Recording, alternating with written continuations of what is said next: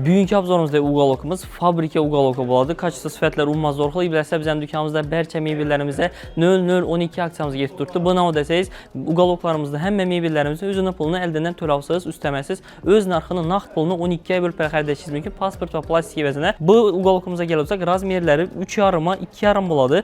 Komplektində işinə 3 dənə üzün təkəsi, işinə kətdə pufikdən 2 dənə pufik oladı. Tvetlə qaranq, tvetlər umuma video xoşaraq oladı. Üyünüzdən körkənə körk qoşub umuma xoşaraq görsən turadı. Ayaqlarına gələcək, ayaqları polnusu yanğaqdan işlənən, çistin taxtadan kaçısı sifəti umuma zorxulu. Yanğaqlı üzündən beləsə yanğaq katda oladı. Çünki sifəti zorxulu, sınıq getmir. İçəri adam otursam, bir anda pufiklərini ikən, bulan ikən şu yanğaqda işlənən oladan mən ərsəsi.